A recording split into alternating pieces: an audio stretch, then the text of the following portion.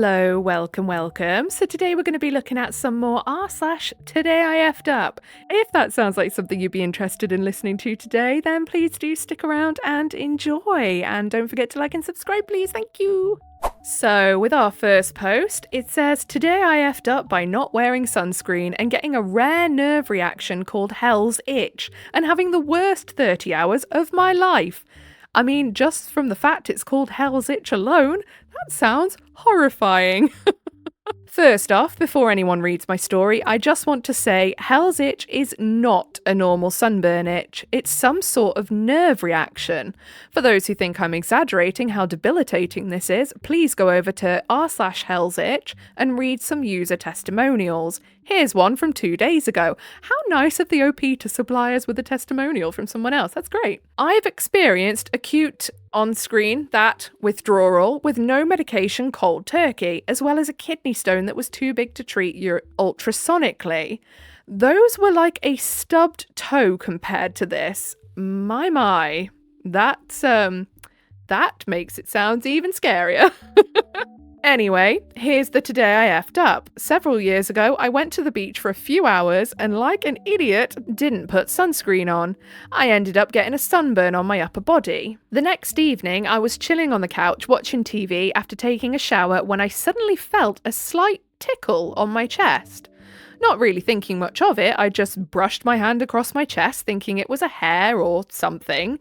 About a minute later, the feeling came back, suddenly and sharply. This time, though, it was more tingly and itchy. I scratched the itch, thinking it's just the sunburn itching, and it went away. Probably about 10 seconds later, it came back fiercely. The tingly itch was so strong that my hand literally automatically jolted up to my chest to scratch it, like my brain forced it to. I was like, huh? This didn't feel like a normal sunburn itch. It felt deep in my skin. Have you ever got a random itch on the bottom of your foot or the palm of your hand that feels like it's an itch under your skin and you can't seem to scratch it? That's what it felt like.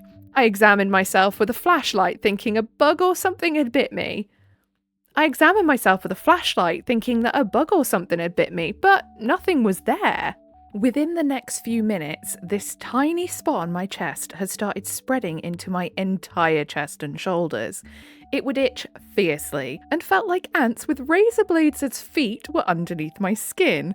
At this point, I started to panic and went to go put some aloe on, hoping it would soothe it. Big effing mistake. Oh no. This amplified the itch twofold and significantly increased the pain. I was on the verge of tears. None of this made any sense. Aloe is supposed to help sunburns and soothe them. I mean, by the sounds of it, at this point, you are way too far gone for any of the therapeutic treatments you'd normally use. By this time, it had been maybe 10 minutes since this started, and little did I know, a journey to the depths of hell was just beginning. I frantically started Googling things like extremely itchy sunburn, how to relieve, and discovered something called Hell's Itch, or self-offing itch. I can't say that word. I'm pretty sure it puts me in the no-no zone on YouTube. So I'm not trying to be funny, giving it another name. It is just, I'm almost certain that's one of those no-no words, unfortunately. So here I was, standing in a boiling hot shower, and it was helping. Once the hot water ran out, I got out and started absolutely tweaking. The itch was so effing bad that my brain literally forced my arms to reach up to scratch it. It was uncontrollable at this point, and I was just pacing around, tweaking out and itching. I could barely stand, it was so bad. This went on all night and all the next day until the following morning. I didn't sleep at all. I had to camp out on the couch so I wouldn't keep my fiancé up all night too, because I literally could not sit still and was just crying and itching from the pain. It was so bad that I would rather relive breaking both of my legs during an accident I had as a teenager than deal with this hell on earth ever again. TLDR, got a rare reaction to sunburn that caused a painful, uncontrollable itching sensation that incapacitated me. It was so bad that it felt like molten lava fire ants under my skin for almost 2 days. Aloe vera and itching cream amplified the symptoms. Oh no! Now, I am an SPF girly all the way, factor 50, even if it's cloudy, rainy, whatever, because again, like I have alluded to in the past, I have the complexion of a ill ghost. I burn to crispiness within, no joke, 10 minutes of being outside, and I wish I was joking. I'm really not. I even tend to catch the sun and go a bit red even with sun cream on, so I try not to let my skin just be out in the sun anyway. But this has made me want to find factor 5000 from somewhere because that sounds absolutely horrific. I'd like to say I wouldn't wish it on my worst enemy, but I mean, that would be a lie. Down in the comments, Beer and Bud says, "Oh, F me, I have had that. I thought it was an allergic reaction to the aloe I had put on, and I ended up in an ambulance. I was screaming and panicking, it was so bad. The folks in the ER had to give me meds to calm me down." And then iSpring5900 says, "Me too. I thought it was shingles or a herpes type reaction to the sunburn." Beer and Buds then replies to that saying, "It was so bad. I was 18 and alone in my apartment, screaming and trying to do anything to make it stop. I had blisters from the sunburn, so I couldn't scratch, and it was just pure agony. If memory serves, they gave me Benadryl for the itching and Ativan to calm me." What's Ativan? I don't know. "To calm me down because I had a full-blown panic attack." Oh, is it like one of those very fast-working sedatives, maybe? Like a mild sedative or something? My goodness. If it's that bad, you needed a sedative to calm down. I never want to risk getting that ever. SPF 50, guys, and stay out the sun. Today I effed up by not noticing the signals and not getting laid when she was literally throwing herself at me. Not a fan of that wording. Not gonna lie, but we'll let you off. Last weekend, I, 25M, ended up going out with an older co-worker, 34F, to a bar. We were chatting it up, everything was great. She was nice enough to let me crash at her place instead of driving home, which I thought was super sweet. We get to her house, I asked if I'd just make a bed on the floor or on the couch. She said no, that I would sleep with her in the bed.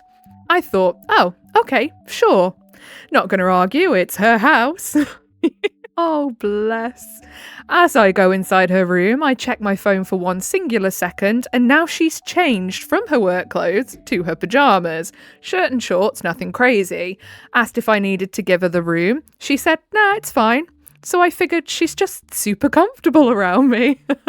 We then sit on her bed, drinking and smoking a little. Then she puts on a movie on her phone and we are listening to it.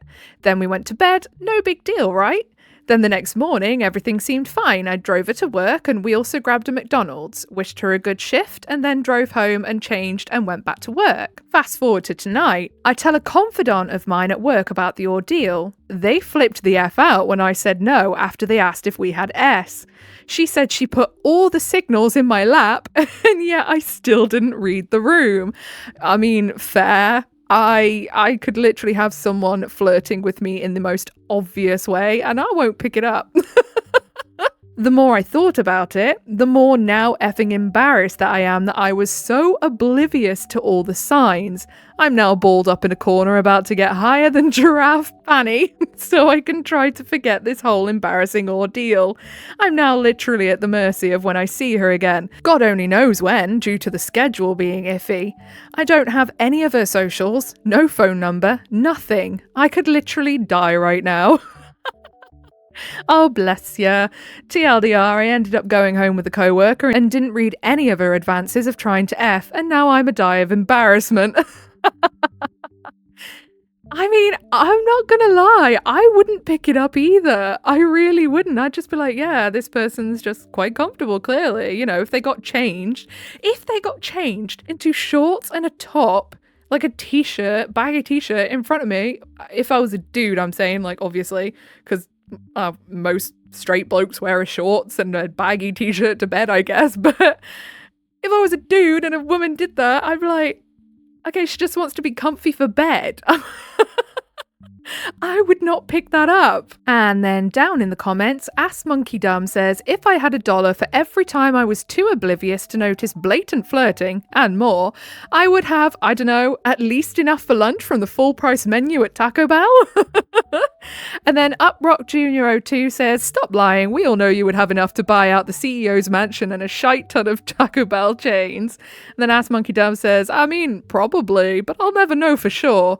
Again, I totally get it. I really do, because I'm always so oblivious if anyone's flirting with me. I never pick it up unless someone actively says, I like you and I'm trying to flirt. It's going straight over the top of my head.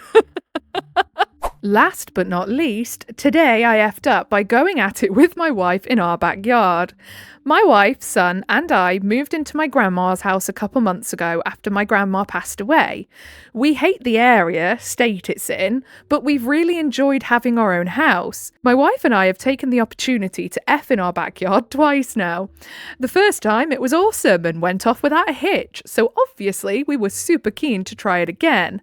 While our son was at school today and we were both at home, we decided to go for it again. I hope you've got some really high fences or some real good bushes, because midday spankies in the garden is probably not a good way to introduce yourselves to the neighbours. The last time we effed in our yard, my wife was on the bottom and had a towel just under her butt to make sure she stayed clean there. This time, I was on the bottom and she was on top, and I didn't bother putting a towel under my butt or anything. So, after things had gotten started, I felt something really sting and burn on my butt. I thought it was a piece of gravel or maybe a thorn or even a nettle or something, and I just tried to ignore it. But then I felt something more pretty intense burning, stinging pains in quick succession in places where I really didn't want them, and my wife felt one on her knee. Obviously, we got up after that and my wife saw 2 ants on my butt, so with that, and how bad things burned, I think we were both bitten by fire ants. Oh no!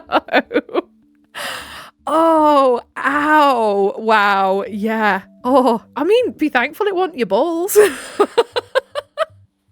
TLDR, my wife and I sat naked in some fire ants while we were effing in our backyard.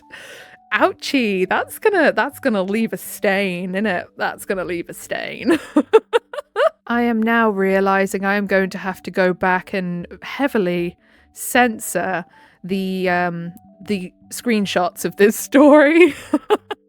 And the last one, there was a lot of swearing. I don't mind it, but YouTube does.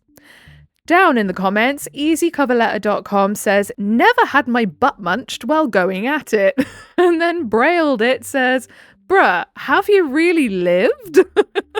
I don't understand the obsession with butt munching people seem to have these days. Like, do you want E. coli? Because that is how you get E. coli.